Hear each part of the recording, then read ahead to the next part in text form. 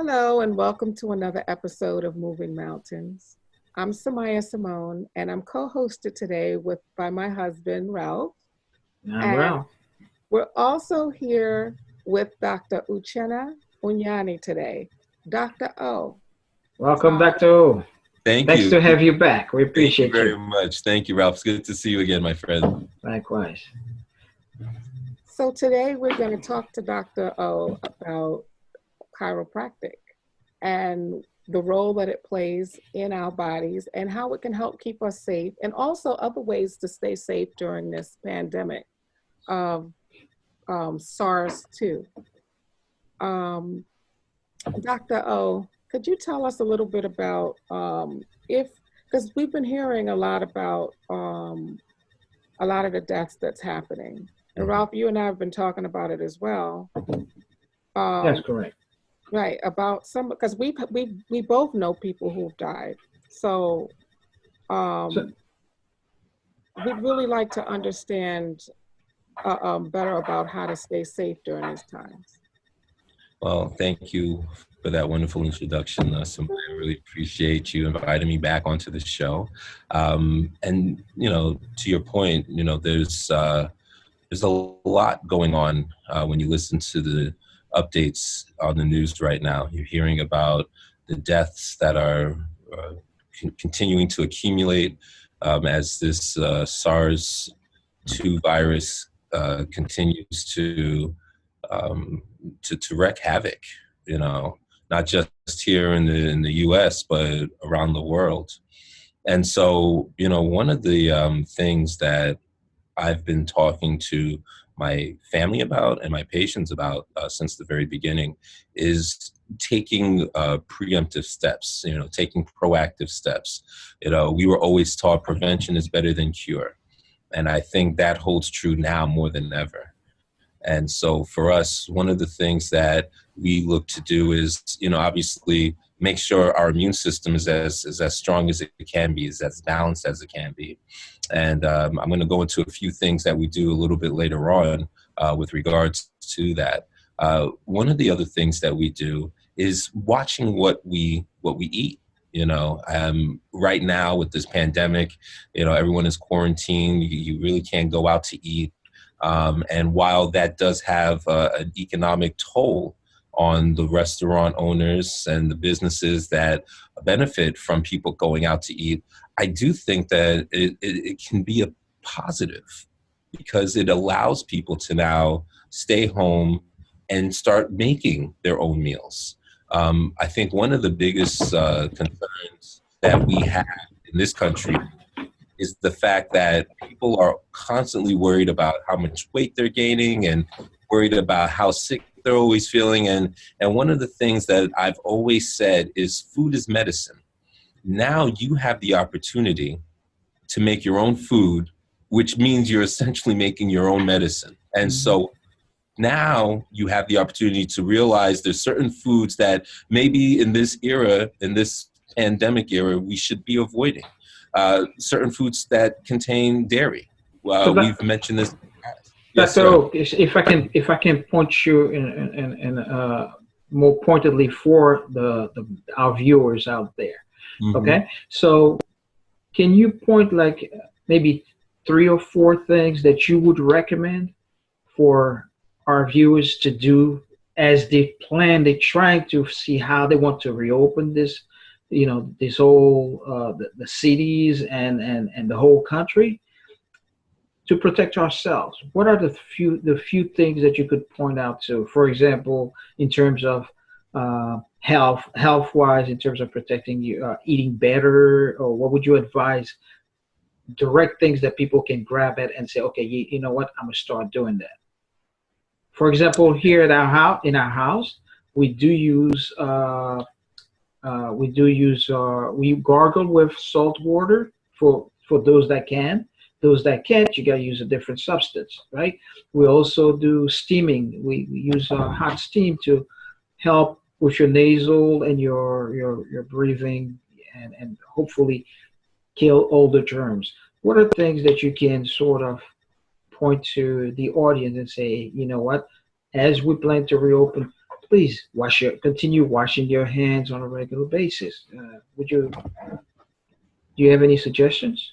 Well, I will say that, again, as I was saying with the dairy, you want to make sure that you're avoiding, eating too much of that dairy, because one of the issues right now with this pandemic is the mucus buildup, and dairy is one of the biggest mucus producers. And so the more dairy you're ingesting, the more likely you are to produce more mucus, which can leave you more susceptible to being affected when it comes to the COVID. Would you also advise people to stop eating white bread?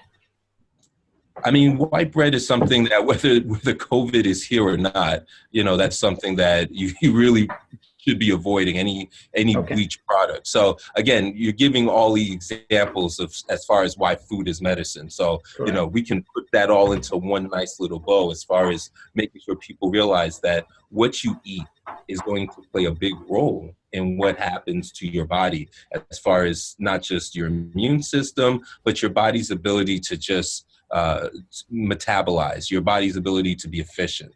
And so along with the food that we're ingesting, you mentioned as well, Ralph, as far as cleansing your nasal passages, cleansing the oral passages. I use the saline solution just about every night. And this is something that I've been doing. Anybody who knows me, any of my patients, they know that I swear by the Neti Pots, because the Neti Pots, I think, do a phenomenal job of cleansing out allergens, cleansing out antigens, pathogens that are inside our nostrils. So for instance, right now, this is allergy season.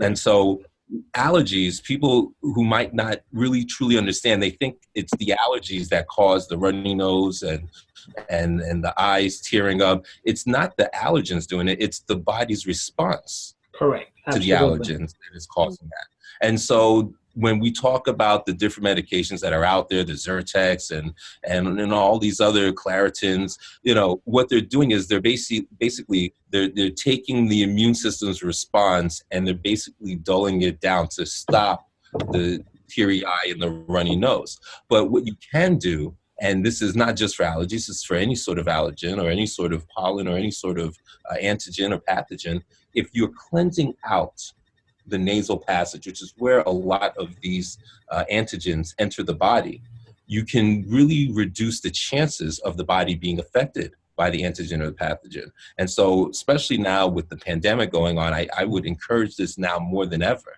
to do that nasal rinse, because it goes a long way in reducing the chances. Now, I'm not telling you that it's going to prevent it 100%, but at least we know that it definitely helps. Correct. It definitely helps. And for those that are not familiar, could you explain what the netting is? Say again. The Neti Pot. He wants. Yes. So with the Neti Pot, it looks like a small plastic tea kettle. You can get it at any local store, the Walgreens, CVS, Rite Aid. And so it comes in a box. You have the Neti Pot that's on the inside, and then it comes with salt packets. And you take one of those salt packets, you put it in lukewarm water, and what you do, you're going to put it into the nostril. It helps to clean out the nose, and some people even gargle the water as well, the salt water. I know when I was younger, when I had sore throat, my mother would have me gargle salt water. So, the presence of the salt helps to clean and helps to kill a lot of the antigens that might be trying to make a home inside, whether it's the mouth or inside the nose. So it's something that, you can get over the counter. You don't need a prescription for it. And it's something that goes a long way in reducing the chances of getting infected. Sorry to interrupt you, but one of the things that we've been witnessing, observing, is that obviously with COVID, it really starts in the nasal cavity. And it takes time to travel down the path. So I think if people were advised to really, I'm not shocked that the CDC and company don't really give the right advice to people, I'd say, but it starts in your nasal cavity. The idea is to stop it from traveling before it gets down to, into your lungs. And I'm sure there are ways that, including the netting, that probably could help. What do you think? Yeah, I mean, definitely. I mean, at the end of the day, the goal is to figure out what is the best way to reduce chances of getting infected. It's not to say that you may not get infected. I mean, Absolutely. I've said that most people will probably, if they don't already have SARS virus, will have it. The Correct. question is, are you prepared? And we mentioned this in the last presentation about how we have to get the army ready. And that army is the immune system.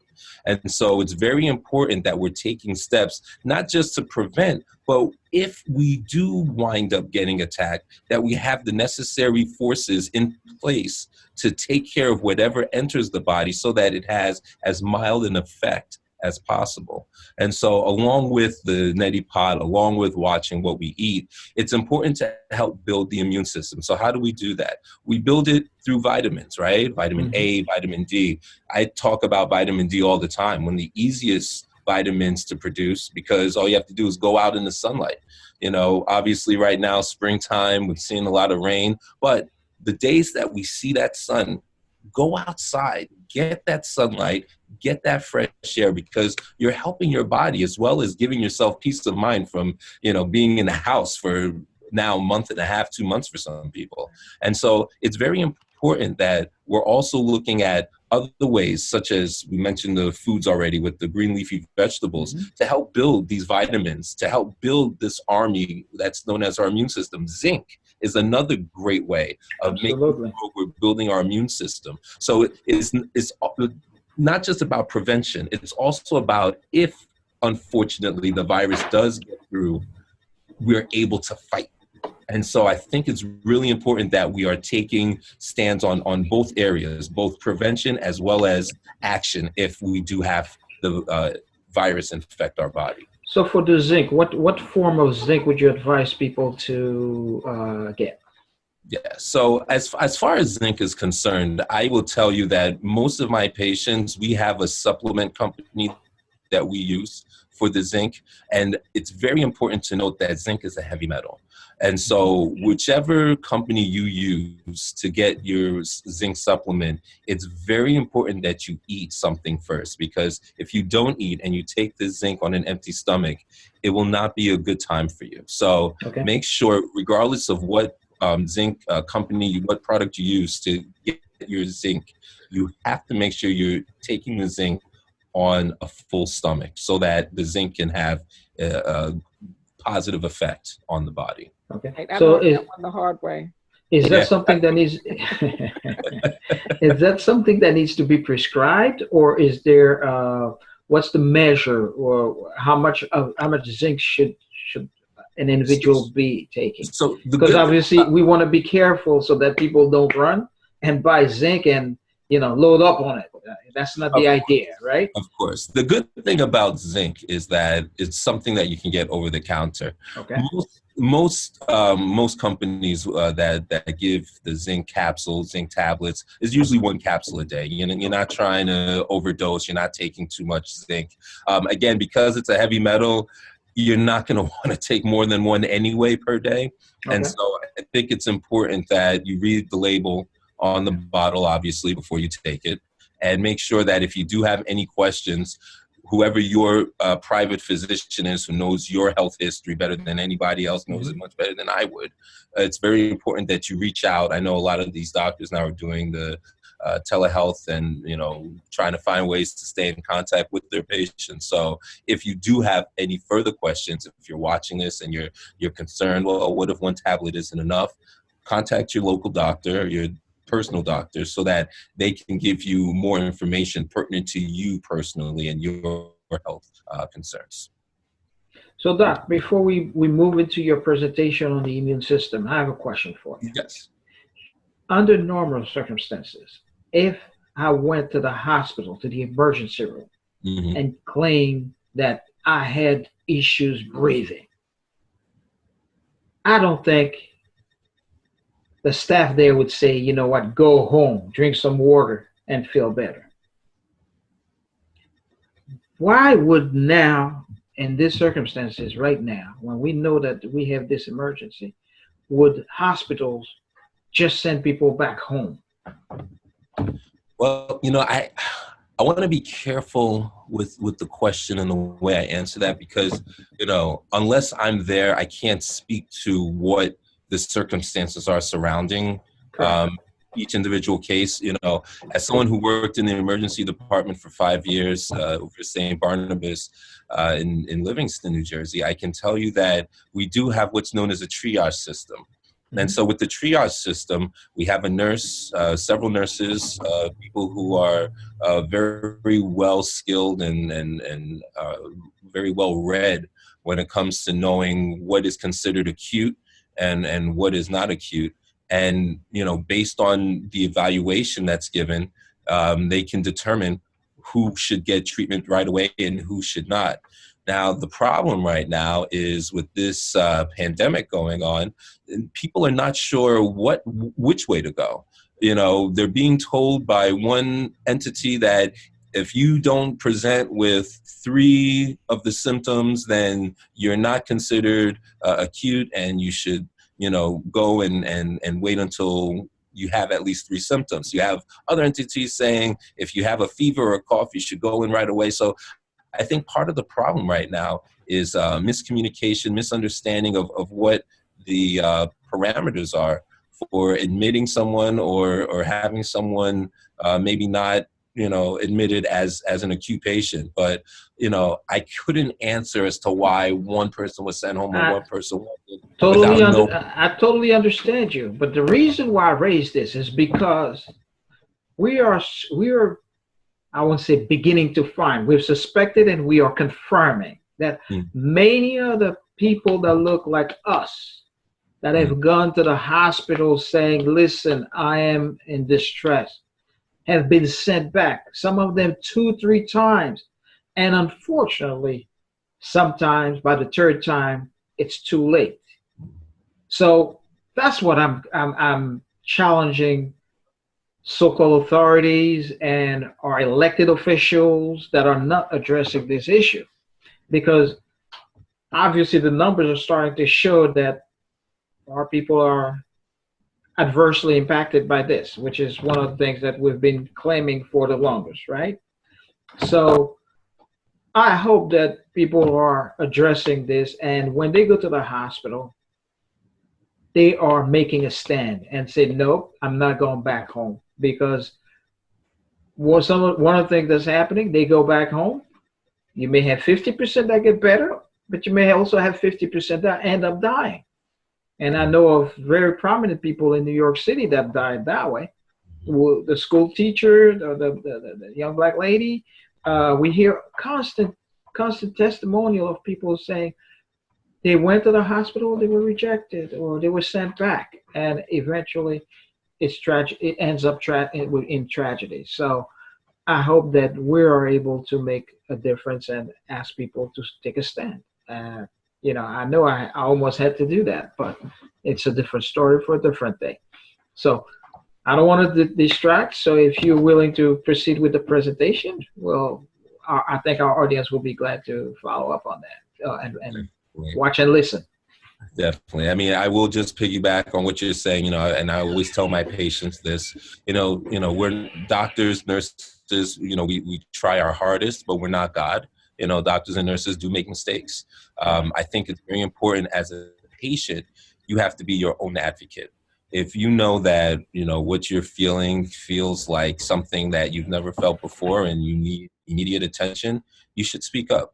And so, I think sometimes what happens is, patients, they feel, well, I don't have any rights, whatever they say goes as the healthcare provider, and I just have to listen.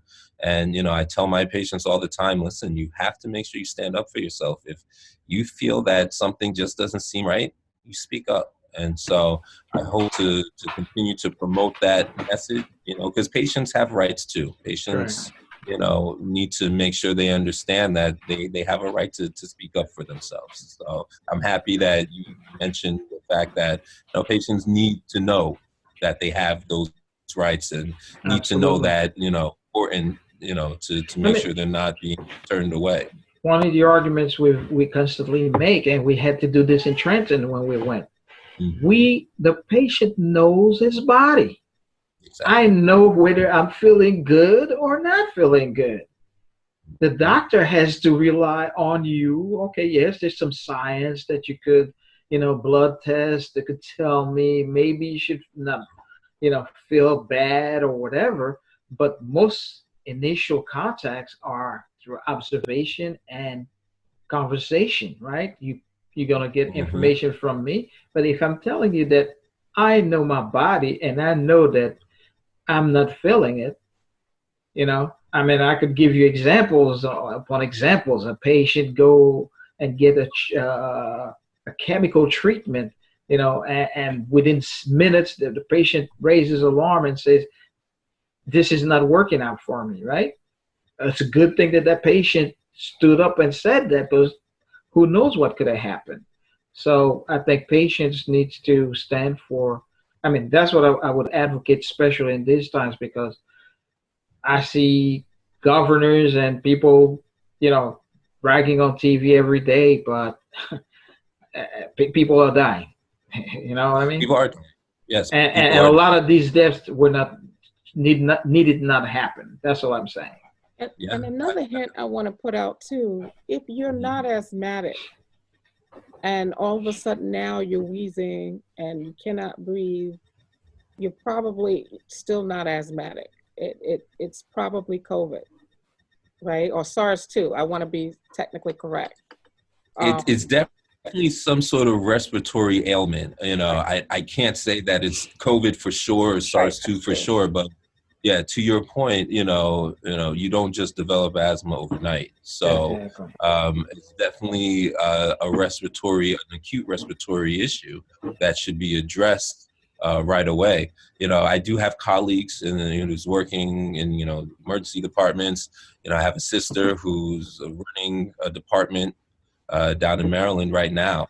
So she's seeing a lot of these cases. And I will tell you that, my colleagues are telling me that one of the biggest issues is there's just not enough room. There's so many people. So, unfortunately, they have to make the tough decisions as to who can stay and who can go, because they need the beds for those who are just that much more severe with regards to the case that they have. And so, these times, unfortunately, are just so uncharted, Correct. in the sense that, we've never dealt, at least in our lifetime, with a health situation such as this Hmm. one.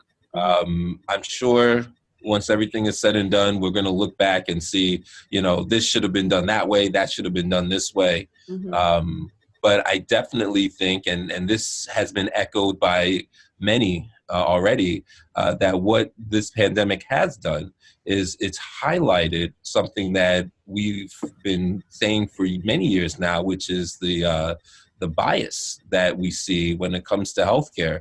How certain groups are not treated or not given the same access as other groups. Right. And I think that now that it's being highlighted with this pandemic, hopefully, something will be done about it with regards to whether it's, changing the way the system works as far as healthcare is concerned, or figuring out ways to provide more access to those who need it. So, but I definitely think that it's very important that we make everyone aware of what's going on. Right. And also, like you hear a lot of people say that this is it's pretty much like the flu, like similar. I think the amount of deaths are about the same as the flu. The Mm, one thing I do want to point out is that unlike the flu, the deaths seem to be clustering in mm, certain communities and some families, right? Which you wouldn't have like two members of the same family die from the flu, mm, right? mm. Or you wouldn't have a particular neighborhood hit harder than, I think that it's usually spread out for the most part, but something Mm. about this is is definitely impacting some people and some families more than others. Definitely, and I think that's what makes this so mysterious right now. Mm-hmm. Because what are the factors that lead to certain groups and certain families being affected far more than other groups and other families?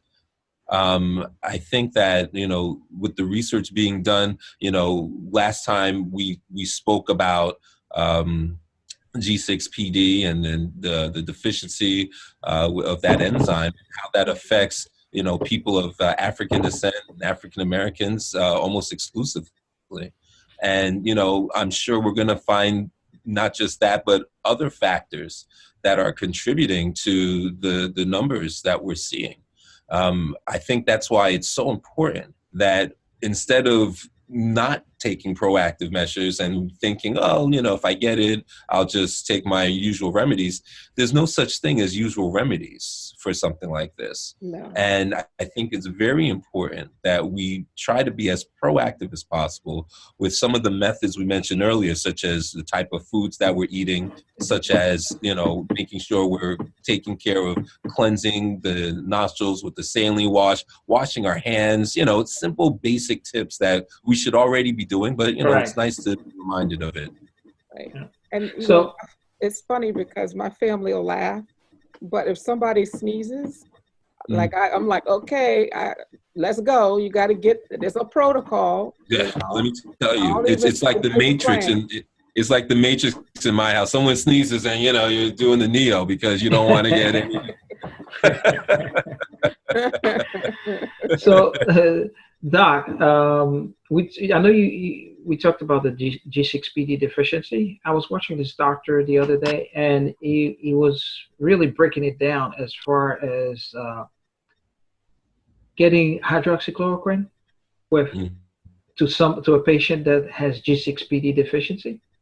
So shouldn't their protocol be updated to say, before you provide that, especially to a person of color, you must first do that test? Because we know that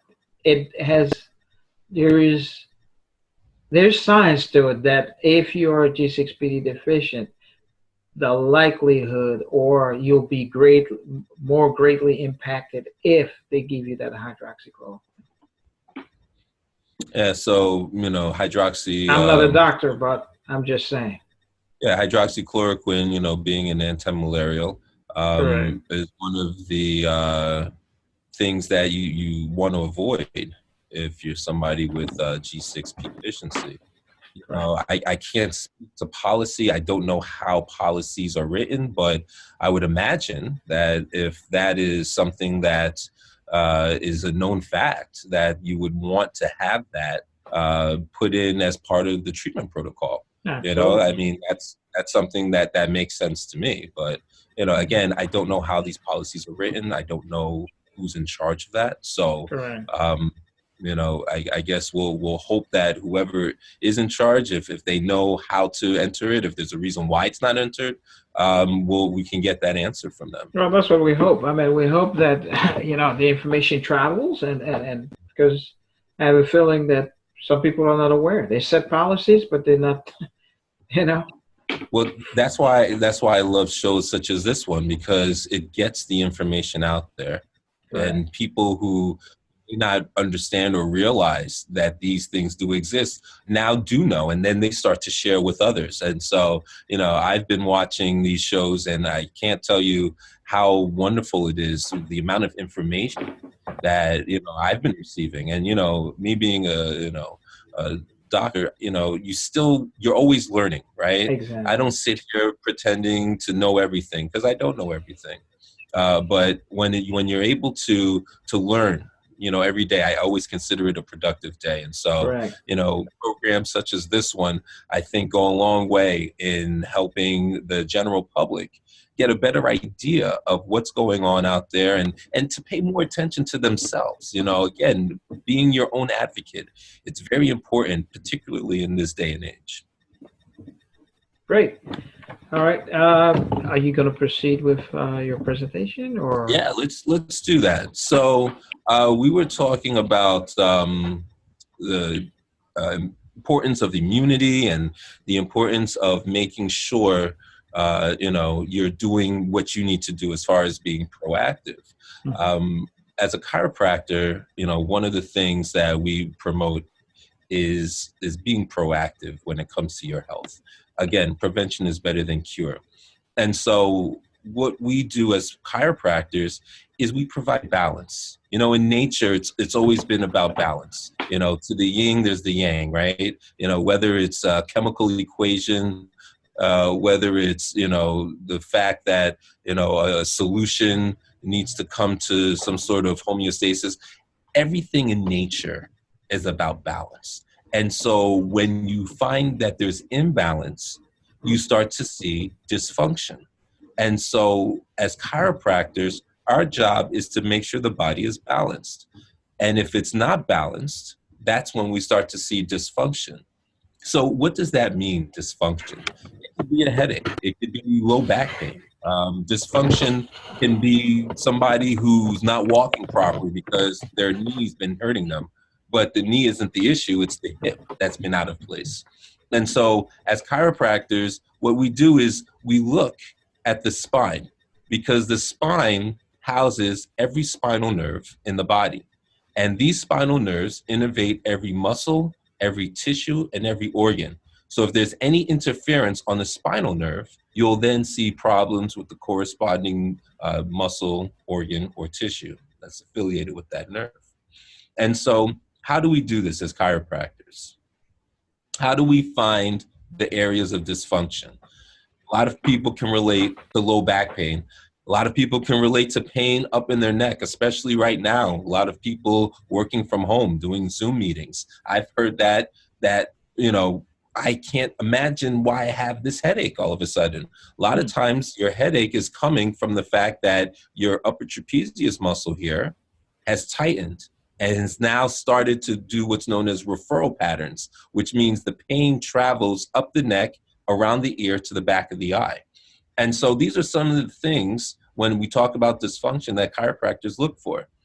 Now, if you look here at this chart, you'll see each of these spinal nerves and what these spinal nerves innervate and some of the symptoms associated with interference on those nerves.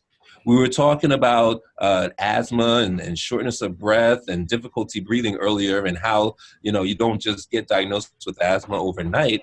Well, that spinal nerve, T1, is right in what's known as the CT junction, where your neck and your thoracic come together, which is also an area that seems to get a lot of stress nowadays when we talk about whether it's environmental stress, whether it's just stress from being on Zoom meetings. You are seeing people who may not normally be sitting in front of computers, sitting in front of these computers much longer, which then leads to a lot of issues when it comes to posture, when it comes to the body's ability to do what it needs to do. When this starts to happen, when we start to see stress building up, that then leads to a decrease in the body's ability to function properly. Whether it's our ability to eat well, maybe we're not able to eat because we don't have as good an appetite. Maybe we're not sleeping well. A lot of people have talked about being up late. A lot of it is because there's no real sort of schedule anymore. So people go to sleep when they want and they wake up when they want. Not necessarily the best thing for the body, because that can also affect the body's ability to function properly. This can all play havoc, not just on appetite, not just on your ability to sleep, but also your immune system. We were talking about the importance of the immune system a few minutes ago. Now, what are the organs of the immune system? We're talking about our lymph nodes, our lymphatic vessels. We're talking about the thymus. We're talking about the appendix, which some of us probably had removed when we were younger. Bone marrow, very important. And the reason why the bone marrow is very important is because that's where we find red blood cells made. Bone marrow is one of the key areas for red blood cells being produced. The spleen, probably one of the, if not the most important organ when we talk about the immune system, because this is where all of our white blood cells are made. And the white blood cells, those are the guys that go and do the fighting. When we talk about an army of immune factors going in to fight the antigen, the white blood cells are the main guys we're talking about. So the spleen, very important area. So we're talking about stress. Now, a lot of us right now are under a lot of stress. I mean, you think about the economic toll that this has taken on some people. Others are stressed because they have family members who are sick. Maybe they themselves are not feeling well. I know people who've had family members who have unfortunately succumbed to this virus. All of this starts to build up, build up, build up. And the results of that can be catastrophic. So what can we do about that? Well, the best way to reduce your stress levels is to make sure we start by reducing the amount of cortisol that's in our body. So what is cortisol? Cortisol is the hormone that's released by the body in response to the body's fight or flight syndrome. So fight or flight is essentially what the body goes through when it is presented with a stressful situation. And so when this cortisol is released into the body, if it's not taken out of the body, it can cause havoc on all of the major organ systems. So how do we get rid of that cortisol? One of the best ways to get rid of it is through exercise. Now, unfortunately, with this quarantine that we're in right now, it's become tougher and tougher to go outside to run and to exercise. But there are things we can do in the house. I know that there have been some funny memes out there with people putting soap on the floor with some water and running in place like they're on a treadmill, and that all well and good, but it's important that people realize something as simple as breathing exercises can go a long way.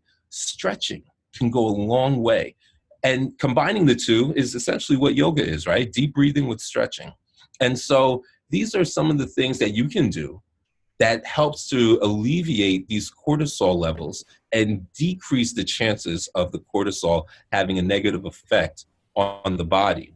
How much exercise would you recommend daily? Well, I mean, it depends on the person, right? I am somebody, and I'll be very honest with you.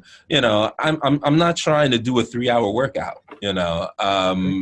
Usually a good half hour, 45 minutes is plenty.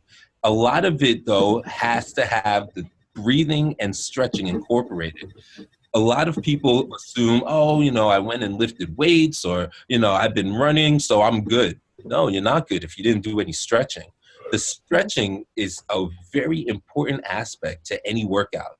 If you're not doing proper stretches with the proper breathing exercises associated with that, then your exercise just isn't as effective as it can be. So I would say in a given workout, let's say a 30-minute workout, 15 minutes should be stretching, maybe 7.5 in the beginning and 7.5 in the end.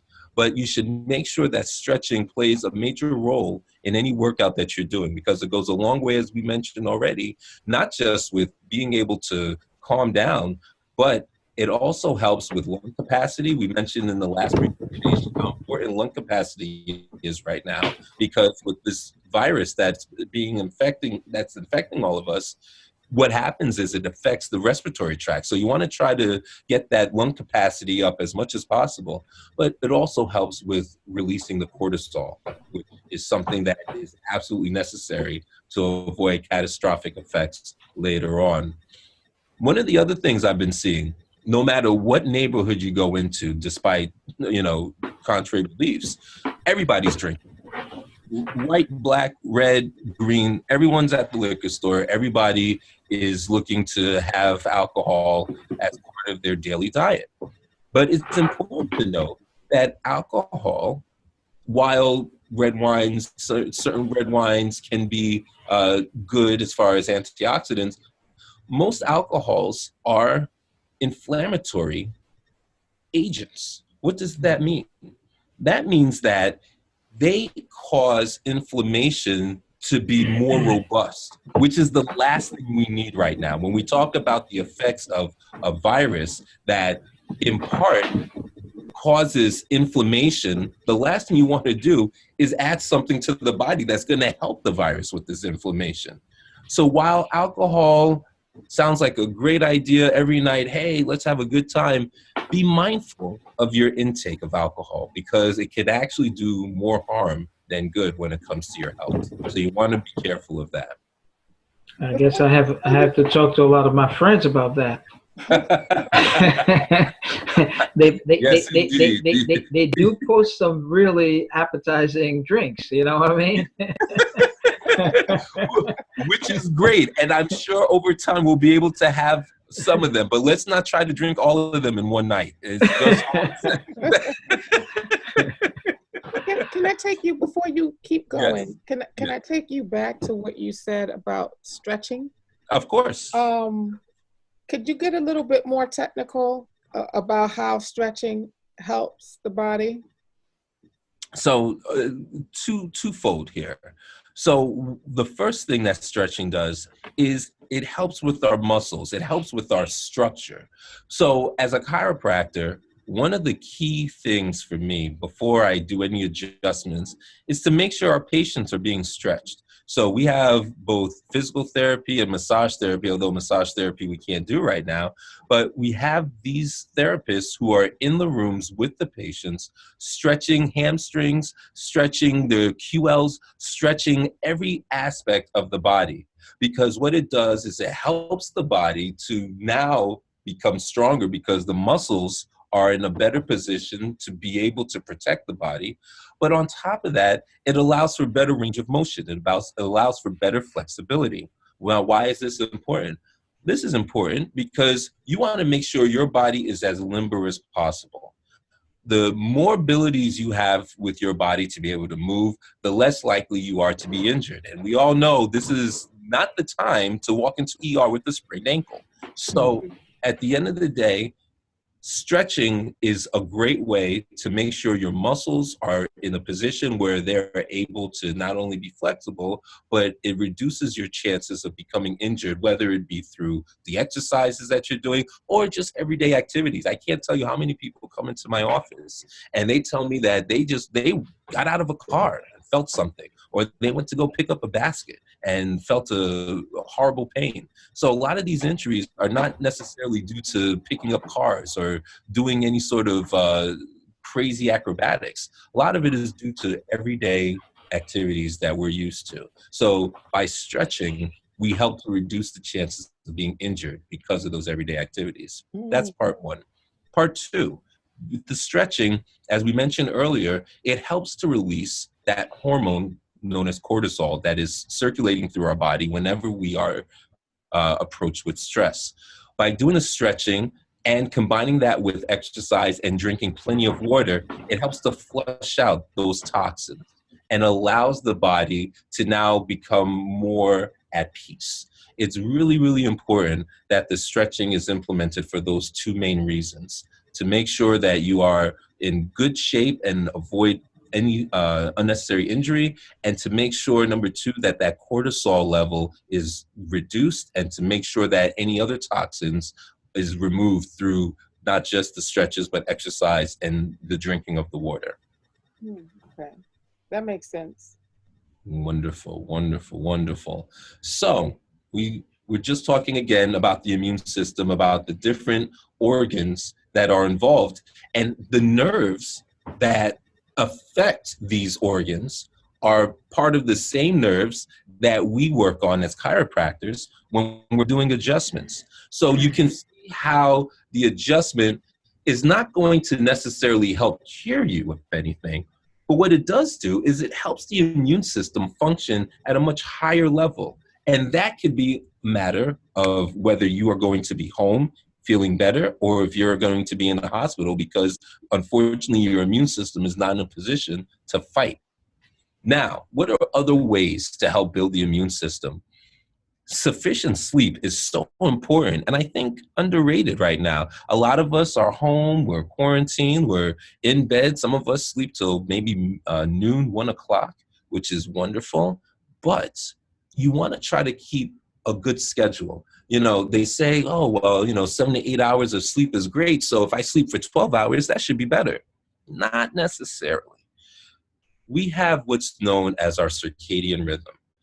If we're not sleeping within the parameters of 6 to 8 hours, we start to throw off that circadian rhythm. And that could then lead to the body not being as efficient or as effective with its metabolic processes. So you want to try to sleep at a time that is decent, and you want to try to make sure you're getting good 6 to 8 hours of sleep. Because what will happen is if you don't have that good amount of sleep, you can now lead to inflammation, with regards to the immune system's response. And that's the last thing you want.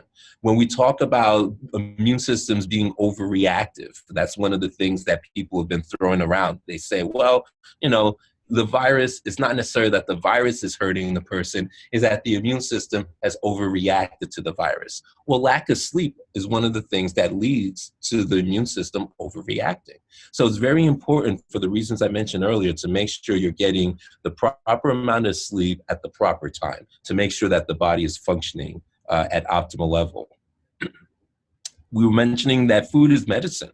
One of the foods that I've mentioned in the past, mushrooms. Mushrooms go a long way. They're rich in nutrients and minerals.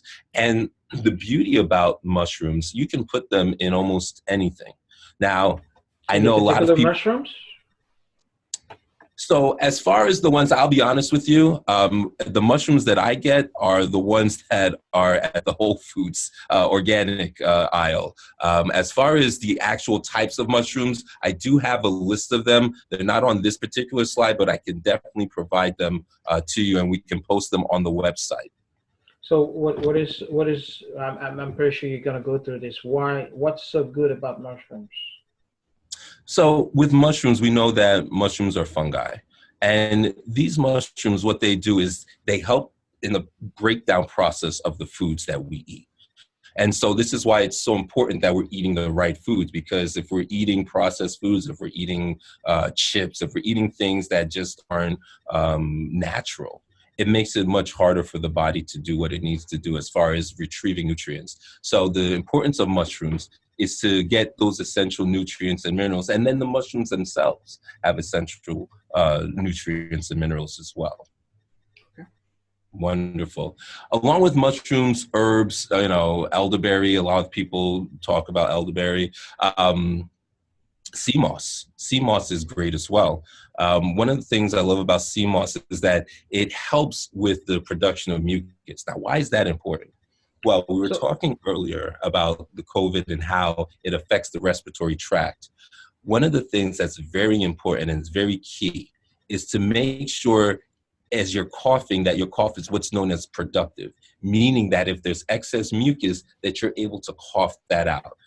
The sea moss does a great job in helping with that.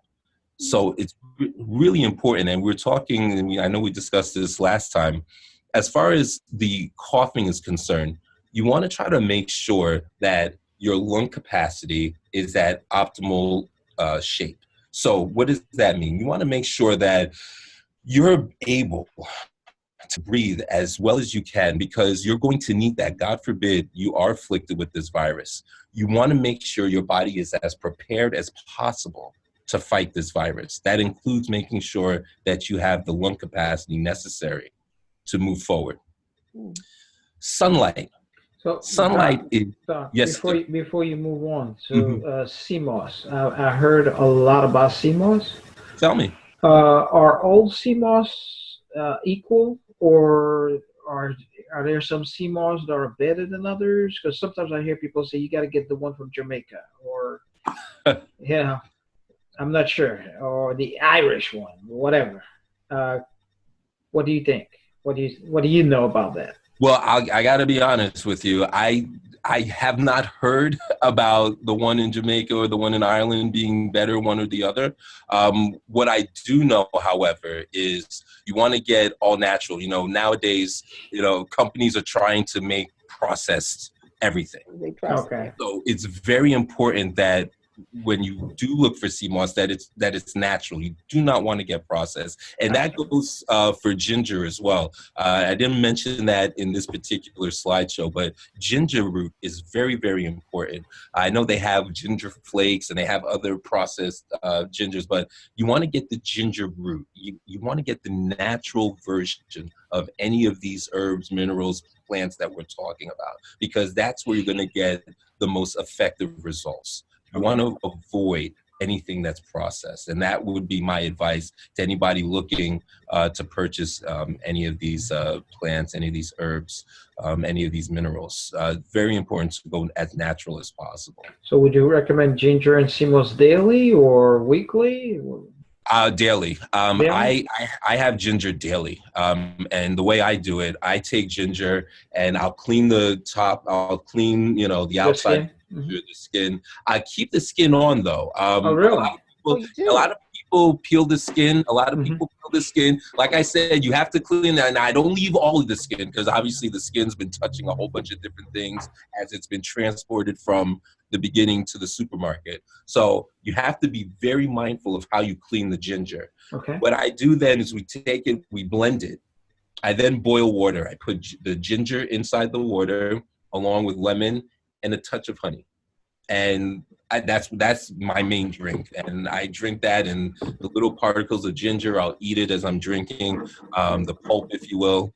So for me, I do it daily. The same way I do the saline wash daily, the same way, I'm eating my vegetables daily, I'm doing the ginger daily as well. Definitely. Okay. Well, I learned something new because I usually peel it, but maybe I'll try it with the skin, see. Yeah. Well, it's interesting. Most of the legumes, most of the fruits, not really legumes, most of the fruits, most of the nutrients in those fruits are actually in the skin. And a lot of people don't realize that. And so, when you peel off the skin, you're losing most of the nutrients by It's good to know. It's good to know. That is good to know.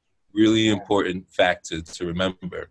And Sunlight. Anyone who has been following me over the last several months, even past that, but with regards to the pandemic, you know that I've been a champion for sunlight and vitamin D from the beginning.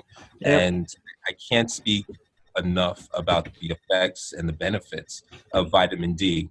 Not only does it help with building bones and making the bones strong, but it is great when it comes to the immune system and giving that immune system the boost needed to help fight any antigen or pathogen that might be inside the body.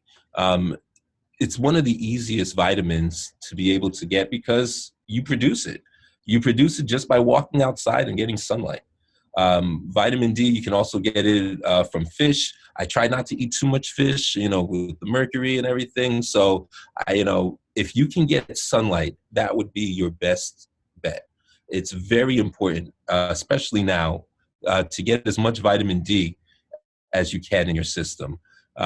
One of the other issues that people don't realize, when you have low levels of vitamin D, that could be one of the major issues with regards to respiratory problems. Mm-hmm. And we just talked about how the big thing with this virus right now is the respiratory system. So it doesn't take, a doctor to know that if low levels of vitamin D lead to respiratory problems, and this virus is known for respiratory problems, one of the ways to help fight it would probably be to make sure you don't have low levels of vitamin D. So Absolutely. you want to make sure whenever you can get vitamin D production, you get it. It's interesting, the state of New Jersey has closed all state and county parks, but they've allowed municipalities to leave the parks open at their discretion, the local parks. So some municipalities have closed their parks, and other municipalities have left their parks open. And it's interesting, when you go to the municipalities who've left their parks open, you can see people who are practicing social distancing, but they are out there. They are, especially on the sunny days, they are out there because that vitamin D, not only is it great for the body, but it feels great just to have the sun shining on your face. Absolutely. And so, I encourage people not to break from social distancing, but if the sun is out, step outside, get some fresh air, even if it's for, 10 minutes. Step outside, just allow the sunlight to hit your face. If you feel better having the mask on, keep the mask on, but allow that sunshine to enter your body because that vitamin D can go a long way, not just in, again, helping the bones, but also preventing certain issues such as respiratory problems. right. And then last but not least, again, we talk about the respiratory system being the main issue when it comes to this virus. And we were talking about productive coughs and how important it is to have a productive cough. Well, let me tell you guys a secret. It's called pineapple. And pineapple is not just great when it comes to anti-inflammatories, which a lot of people are already aware of. And we know that inflammation, while it's there to help the body, can become a bit of a nuisance if it's too much. Pineapple helps to reduce inflammation. On top of that, pineapple is great because what it does is it helps to break up mucus. And so if you find that you are having, a lot of coughing going on, a lot of excessive mucus, pineapple juice is a great way to break up the mucus and get that productive cough you need to expel the excess mucus. So that's Dr. O's tip of the day. Cool. Pineapple and pineapple juice, definitely. I'm sure people didn't know that. No. I'm sure there are a lot of people who did. But for those of you who didn't know that, listen, get some pineapple. And I think we're right about at the season for pineapples as well, too. So if not, we're close to it. So definitely something. Does it work if you eat them? I'll tell you, I eat them. Now, here's the only problem. So the skin of the pineapple, after a while, starts to cause irritation because of the fact that the way the skin is set up, it's almost like little razors in the skin. Yeah. So, eat them, but, don't, yes, eat them carefully so that you don't cause irritation. Are you saying you eat the skin of the pineapple too? So when the flesh, I said the skin. When the flesh. Okay. Thank you. Just want to make sure, because that would have been interesting. That would have been interesting. Yeah, don't do that. That stuff is pretty hard. Yeah. Okay. Great. No problem. You want to eat the flesh. Okay. Yeah. Oh wow! So that's a new one right there. I didn't know that. Definitely. That's cool. It's very fascinating. It's really fascinating to see and to know that something that's over the counter, something that you can get from, the grocery stores right there. And it helps with something that is a big deal right now as far as the coughing and mucus production and mucus buildup in the body. Right. That is so cool. And it's not as expensive, right? You don't have to get drugs. I mean, there are a lot of people, including Dr. Sabi, that would say, food is your medicine, right? So. Exactly. And you don't overdose on pineapples either. So that's also a positive. Very important. It's true. And it's good. It's nice and sweet. Delicious. And you can add it to a bunch of recipes too. Right. Wow. Definitely. Okay. So let me ask you something. If somebody is COVID positive, and so we know you can't necessarily just walk into your doctor's office and get treatment. Correct. Right? You have to be really, really bad off. So my thing has always been try to keep yourself from getting there. Right? Like if you know, okay, I'm starting to show cold symptoms right now, you may not even know that you're COVID positive because even getting the test is hard. What are some tips that they could use to ease the symptoms and try to get themselves back, bring up their immune system or fight off the cold? Or I'm gonna call it a cold because it's like a vicious cold, right? The coronavirus. Well, I will say, aside from everything that we just discussed, I currently volunteer with a local health department, and our job is to collect stats on people who have tested positive. And so what I do is when I talk to these individuals, first we find out how they're feeling, how they're doing. Some of them are finding out they're COVID positive for the first time with my phone call. And some of them I've already known and are taking the necessary steps. But as far as what to do, I can only speak about what they've told me they have done, along with what I've suggested already as far as the foods and certain activities to do. Warm fluids. That's been one of the biggest denominators with regards to the phone calls and how people have been taking care of themselves. Warm tea, I was talking about the ginger tea that I make every day. Boil the water, put the ginger in with the lemon. I mean, I would highly recommend making sure, even if you have a hint, even if you haven't tested positive or, maybe I may or I may not be, let's not take the chance. let's drink the warm water. Let's make sure we're taking proactive steps. And, again, this term comes up over and over again, being proactive, prevention, better than cure. I can't stress that enough. I myself, again, I do this stuff every day. As far as I know, I'm negative. I don't have any symptoms. I haven't had any symptoms, but that doesn't mean that I'm going to now go outside in groups and, Absolutely. start doing things that that aren't smart. You want to make sure you're doing the smart thing. So drinking warm fluids. If you suspect that you're not feeling good, or you suspect that you might have it and you have other people in the house, quarantine yourself. Let's try to stop the spread, just like you would if you had the flu, if you had the cold, right? You don't want to go give it into anyone else. So you want to make sure that you're putting yourself in a position where you're not spreading to other members in the household. Another thing that people mention that they're doing, eating. The importance of eating is, I cannot stress it enough. Just like with the flu and with the cold, when you don't eat, your body starts to lose the energy and the ability to fight. The body needs food so that it can fight whatever is fighting it. And so when we talk about the foods, we mentioned the herbs, we mentioned the fruits and the vegetables, protein.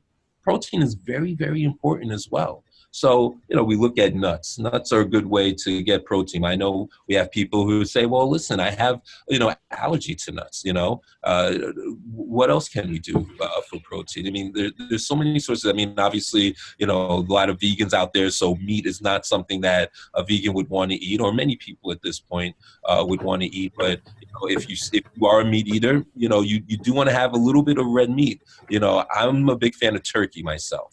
I like turkey. I think turkey is great because it's lean meat, and it's something that you can eat, and it's something that provides that protein that we're looking for. So you want to make sure not only are you doing all of that, you want to make sure you're sleeping as well. I can't stress the sleep enough. Sleeping is so important because if you don't sleep, your body's not able to function properly. We've all had those all-nighters, whether we're doing a project or we're just out at the bar all night, where the next day we're just dragging our wagons. We can't really do much because we just don't have that energy. So now imagine your body is at war trying to fight a virus and you haven't slept. You think about how you feel when you haven't slept, and now think about what your inside is going through trying to fight this virus. Right. So the sleep is so, so important. And, the last thing I would say, prayer. I have told people, and, I know this is something that, they say, oh, well, don't mix, secular and religion. Listen, I'm a child of God. That's right. And so if that offends people, then maybe they don't need to be in my circle. And I say that, not as somebody who's arrogant, but somebody who is protected and who knows he's protected. And so, I have prayed with some of the people on the phone when I talk to them. I make sure they know that this is not a death sentence. This is something that can be beat. In fact, we have seen far more people recover from this than succumb to it. The problem is they're only talking about the people who have succumbed to it as opposed to people who have recovered. So many more people have recovered. And so I think it's very important that people understand that. But it's also very important that people know that there is a Father, there is a God that watches over them. And so, prayer is very important. And, it's something that I do, at least twice a day, if not more. And it's something that if you do it, you continue doing it. If you don't do it, you should look into it and get started. But, it's something that I thank God has protected me and my family thus far. And, I continue to pray not just for my family. I continue to pray for all those who have been affected. And I pray for all those who have not been affected, that they won't be affected. And so, usually that's my recipe as far as how to go about preventing. And if you do feel like you have it, what steps you need to take. Amen to that. That's Amen. right. Amen. That's right. Amen. I know I've prayed and literally felt better. Not Amen. like magically cured, but, the difference between prayer before and after prayer. You know what I Amen. mean? Yes. Definitely. I know exactly what you mean. Yeah. I know exactly what you mean. Yes. It's good. It's good. Prayer, it's what you need. And especially now, you look at, people protesting that the church is closed. Church is, that's a building. The church is the people. Right. And so I think it's important, if you have another thing, staying in contact with family members that you would normally see that you can't see right now. Make sure you're calling people. Make sure you're keeping yourself active. Avoid watching the television. You want to avoid all that negative energy. It's good to be informed, but you don't want to inundate yourself with so much that it starts to play havoc with your body. You want to talk to people, laugh. I talk to my siblings every night, and we do prayer. We talk about our day. We laugh. We have a good time. We look forward to it. And so I encourage people, if you don't have siblings, call your neighbors. Find somebody, a pen pal even. Do something to stay in contact with another human. Do not isolate yourself to the point where you are not able to talk to anybody else. Yes, we're doing, they call it social distancing. I think it's more physical distancing because we can still be social, right? We can still be social on the phone. We can still be social through text messaging. We can still be social through Facebook, through all the different social mediums. And so don't completely isolate yourself from other humans. Make sure you're engaged with others. It's very important to make sure you do that. Right. I was reading something the other day that was saying that that social relationships bring up your immune system. It They're does. one of the, people who have family and friends that they're social with live longer. Mm-hmm. I'll tell you an example. Again, I used to work in the emergency department. And so we had two patients. They were upstairs on the floor, and I went to go visit. And so the one patient always had family with him, and his bed was by the window, so he was able to look outside. He got the sunlight. He was able to see what was going on. The other patient never had visitors, was by the door, so never got the sunlight. Both had very similar ailments, very similar in age. Do you know that the guy by the door, he passed away, but the guy with the family always visiting with the sunlight and looking out the window, he was able to be discharged and walk home, or not walk home, but he was able to go home. And so it shows you what can happen when there's human interaction, when there's positive energy. I mean, that energy is such a big thing. I think a lot of people, they take that energy for granted. Energy is huge. And so when you have positive energy, positive people around you, it can make all the difference in the world. It's really life or death, to be very honest with you. It's the power of the mind. Amen. Absolutely. Emotions. Yeah. Absolutely. Wow. So, I guess one of the questions too that I have, and I guess we can start wrapping up, but before we do, you said something earlier that I found interesting about the immune system. Mm-hmm. And you were talking about how you can pull something in a part of your back. No, I think something will go off in a part of your back, but you'd get a headache. That wasn't the immune system. That was basically just like the way that was chiropractic. Yeah. Right. But I found that fascinating because I wouldn't relate my headache to my back. Yes. So it's interesting the way the body works. The body is always trying to balance, right? It's always trying to find that homeostasis. It's always trying to find just that right spot.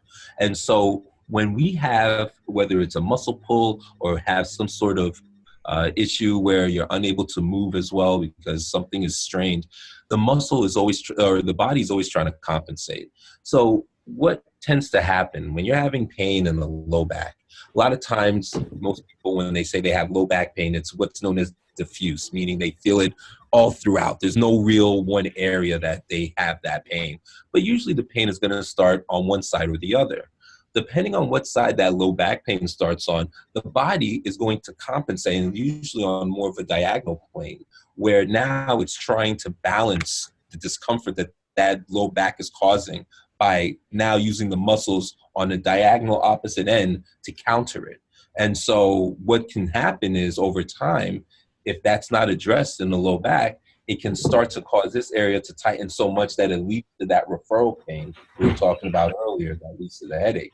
And then the other thing too, sometimes the reverse is possible, right? You have so much tightness here and now you start to feel it down here as well. So, you know, these are, and everyone is different, right? But this is something that, you know, as chiropractors, we're more like detectives. So we have to go in and investigate and see what's going on. Why is this happening? We get to the root of the problem. It's not about, oh, you have pain here, take 2 Advils. That's like saying there's a fire in the basement and I'm choking on the smoke, but we're going to use fans to blow the smoke out. Now, why wouldn't we just extinguish the flames? That's how you get rid of the smoke. And so what we try to do with chiropractic is we try to find where the fire is and extinguish those flames as opposed to just using fans to blow the smoke out. Because guess what's going to happen? You're always going to need the fans, right? That's why we have that people who are hooked on the aspirin and the Advil, because they're not taking care of the root problem. What they're doing is they're basically just kind of using temporary relief, but eventually the smoke comes back and you start choking again. So, you know, we try to get to the root problem of things. And so we use a comprehensive method of detection, if you will, to determine where is this issue stemming from, why is it happening, and what can be done to ensure that even if we can't stop it entirely, we reduce the chances of it taking place and reduce the effects of it if it does happen again. Right. So, Doc, here goes one thing that I may not have the answer to. I don't know. Can you hear me? Yes. Okay. Mm-hmm. So I used to work with a coworker that told me that he uses a chiropractor for everything. His chiropractor was so good that he handled every single, like he never went to a regular doctor. So whether he had a cold or he had a cough or whatever it was, whether it was a stomach ache, he used a chiropractor because you guys are so good. You know exactly how to figure out the body, and through either adjustments or whatever, he was able. That's all he used. And he swore by you guys. Why aren't you guys in the lead?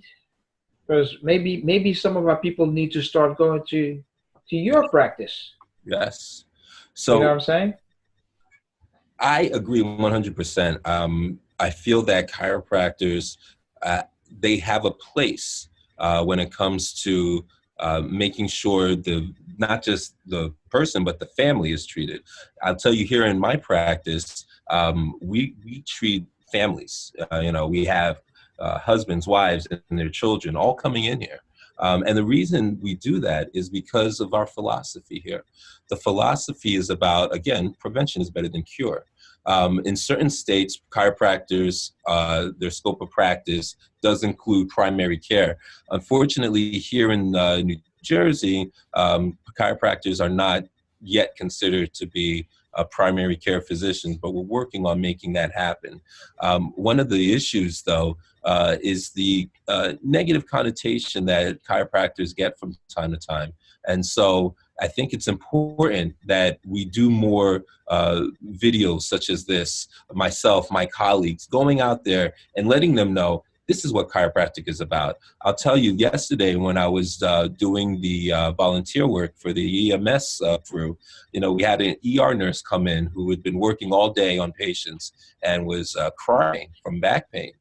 By the time I was done with her, she was elated. She was able to get up off the table and walk. And she was not able to, all the meds that she had taken all day had no effect on her. But as soon as she got that chiropractic adjustment, she was just fine. And so we need to show people how effective chiropractic is and how important it is. Chiropractic is not a luxury like plastic surgery is a luxury. Chiropractic is essential to life. Chiropractic is something that benefits your health greatly. And it's important because it helps to keep the body balanced. When the body is balanced, your body is able to function. When your body is in an imbalance, there is then dysfunction. Dysfunction then leads to disease, and disease then leads to death. And so we want to avoid that line. We want to make sure we are functioning at all times, and that's what chiropractic does for the body. And I think these are the strong points to advocate for chiropractic medicine, right? Yeah. Is that you are not limiting yourself to treating the symptom. You go to the root, And sometimes, you know, as much as the adjustment is what's causing, you may have a cervical, or vertebrates in the wrong place, and that's causing all kinds of uh, Issues. issues. Yes. And but the good thing is that your practice, addresses those issues, and by the same token, solves the problem. So we That's right. definitely need to promote you guys and support you and support your practice, and Thank you. hopefully, you get a broader audience, and you get a lot more customers. But But that's maybe we need to help our people understand that yes. your Amen. profession is very helpful. And to your point, one of the things we're trying to do, and before this pandemic hit, we were in the process of setting up scoliosis screenings for children in urban areas where they're not getting as many of those screenings done as they used to. And what we're finding is, as these children are getting older, whether they develop severe scoliosis or mild scoliosis, they're having neck pain, back pain, and they're going to their primary care who's providing medication, or they're going to an orthopedic who wants to do surgery, and they don't even know that chiropractors exist. And so what we want to do is we want to go into these urban communities, and we want to make sure that they're aware that not only do chiropractors exist, but they can take care of you from a very early age, so that you don't ever have to worry about going and getting surgery or have to worry about being dependent on medication. And so that's our goal. And we're hoping that once this pandemic eventually lets up and the quarantine is lifted, we're hoping that we'll be able to go back out and help our babies in the urban communities and get them feeling good, and also encourage them to let them know that, you can be anything you want to be. You can be a doctor if you want, you can be a lawyer. Not only that, but you can own your own business. You can do what you need to do so that you're not dependent when it comes time to something like this, where now you have to worry about where your next paycheck is coming from. So we have a lot of plans for our babies there in the urban areas. And, once everything is lifted, to your point, Ralph, we want to make sure we get the word out about not just chiropractic, but the importance of believing in yourself and knowing that you can do anything you put your mind to. That's right. That's right. And I'm thinking too, like if you get a headache, I'm back to the headache thing. Because most people take a Tylenol, right? They'll take a Tylenol, or if the headache persists, they'll go and get a medication for headaches, not realizing that it's not coming from their head. Not necessarily. Right?